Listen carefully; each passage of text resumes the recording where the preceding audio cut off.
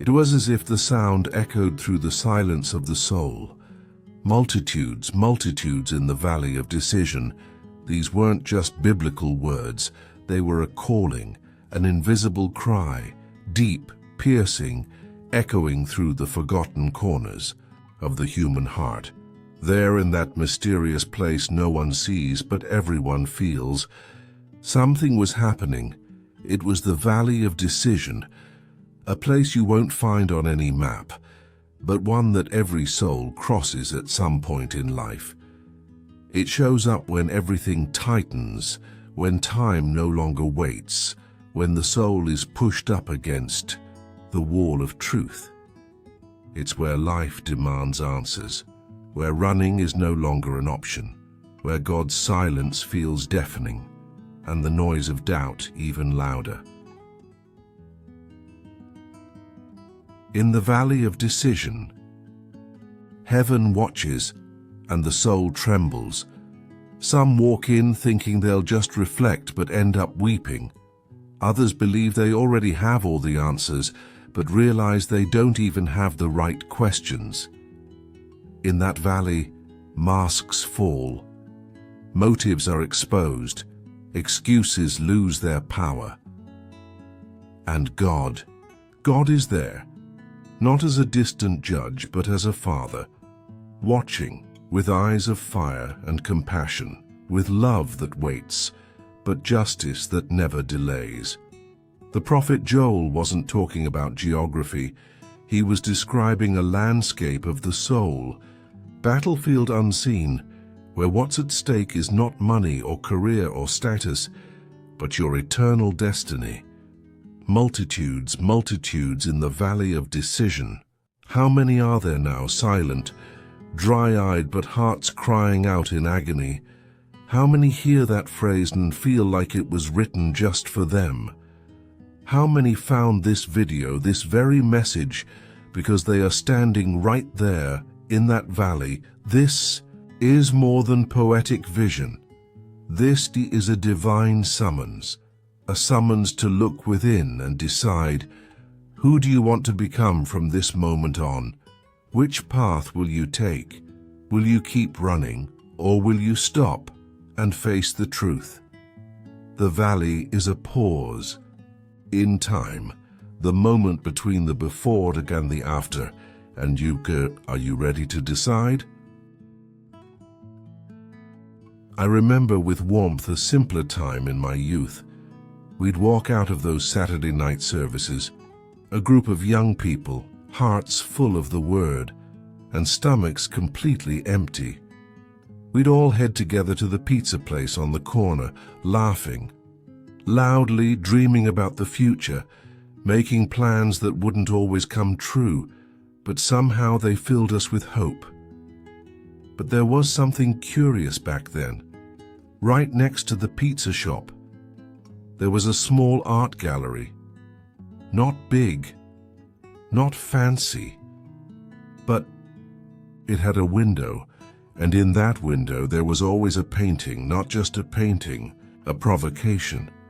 While my friends were chatting and eating, I would stand there for a few minutes, still, just looking. It was as if that painting was speaking to me, as if the colors were screaming something I couldn't understand, but I could feel. Every brushstroke seemed to hold a question, every shadow a mystery, every light a whisper of hope. And you know, that's how I see the book of the prophet Joel today. Joel didn't just write words, he painted. He painted with heavenly colors. He brushed with prophecy. He signed with tears. His book is a spiritual canvas with shades of judgment and mercy, light and shadow, urgency and hope. It's as if God, the divine artist, placed this masterpiece in the window of our hearts and said, look, observe, reflect, don't just see, feel. Because the painting of the Valley of Decision is not a distant scene, it's a mirror. It shows where we are, what we fear, what we're avoiding. It shows time slipping by. It shows choices being made, or delayed. It's an image that freezes you for a moment, then forces you to answer.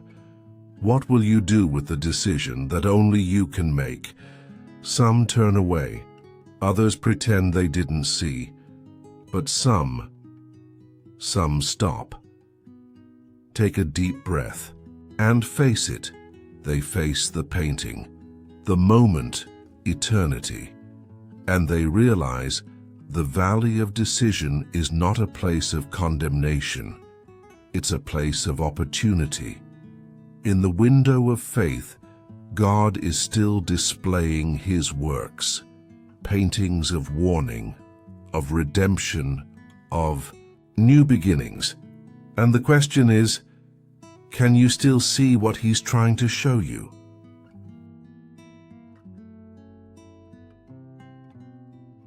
Throughout history, God has spoken in many ways, with thunder and with silence, with words and with gentle touches. But there were moments when He chose to show. He revealed visions, and those visions changed destinies. Moses, a man, broken by time, isolated in the desert, with nothing but his sheep and regrets. He saw a burning bush.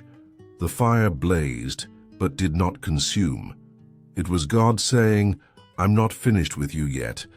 And because of that vision, Moses returned to Egypt, not as a fugitive, but as a deliverer. He returned with a staff in his hand and a promise burning in his heart. And with him, an entire nation began marching toward freedom. Ezekiel, in a time of exile, saw a valley full of dry bones, a landscape of despair, lifeless, forgotten, scattered. But God asked, "Son of man, can these bones live?" And Ezekiel believed. He spoke life into the impossible. And what was once dead stood up. That vision reignited hope for those who wept along the banks of the Kibar River. God showed them, and that alone was enough for the people to start dreaming again, of a return, of a new beginning. Paul, in the middle of the night, tried to sleep, but God woke him. In his vision he saw a man, an old Macedonian, pleading, "Come over to Macedonia and help us." That vision changed everything. It changed the Aratut. It changed the continent. It changed history. Because of a single vision, Paul crossed the sea, and on the other side, lives began to be transformed.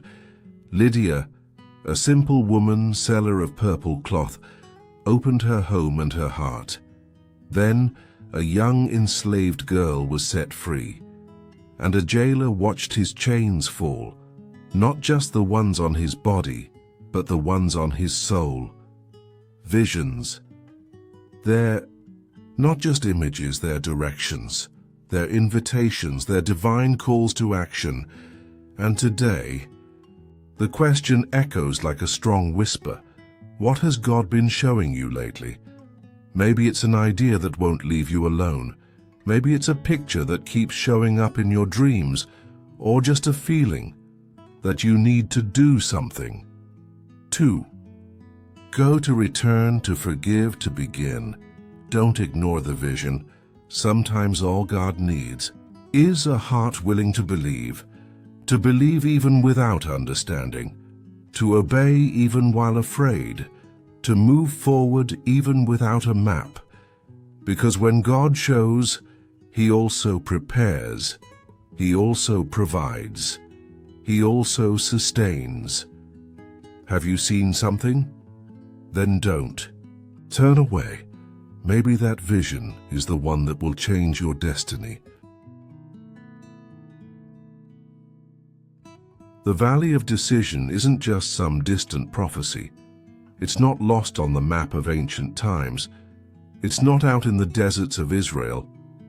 It lives here, inside me, inside you. This valley has no signs, no visible trails, but it shows up when the heart is faced with something it must decide. It's in the silence after a fight, when you must choose between forgiving or holding on to the hurt. It's in the pain of loss, when you must decide whether to move forward or give in to despair.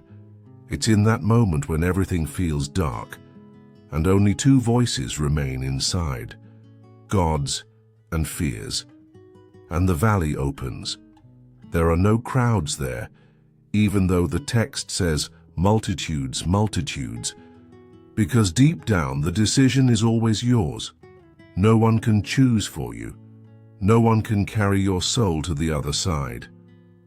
In the valley of decision, answers aren't shouted, they're whispered, they're wept.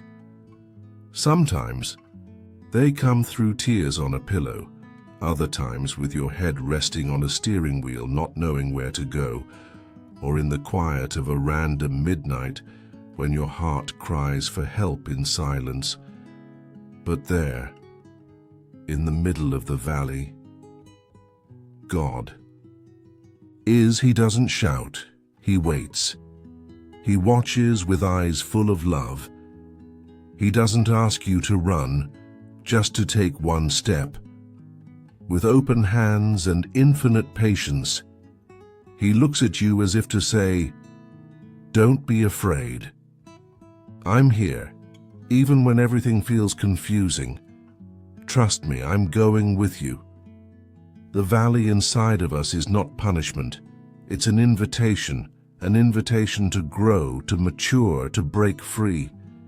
It's a sacred space where God whispers, "You can still choose," and that is the truth that changes everything. You are not alone in this valley. You never were. And now, maybe it's time to take the step you've been postponing for far too long.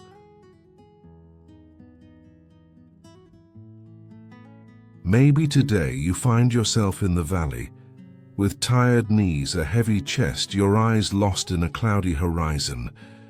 Everything feels heavy, slow, directionless. But listen, the vision God gave you is still alive.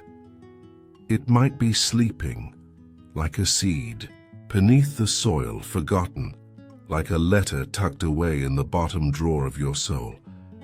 But it's alive, because what God plants, he never abandons.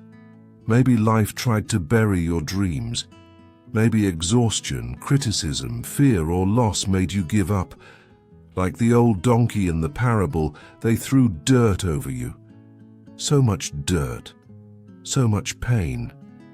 It felt like the end. But there, in the darkness, a choice was born. Shake off the dirt, step up on it. Every blow can become a step, every tear can water a promise, every valley can become a bridge to victory. You don't need to have all the strength, you just need to believe. You're not alone, because the decision is yours, but the presence is his. The God who called you is still here. The God who gave you the vision still holds the canvas.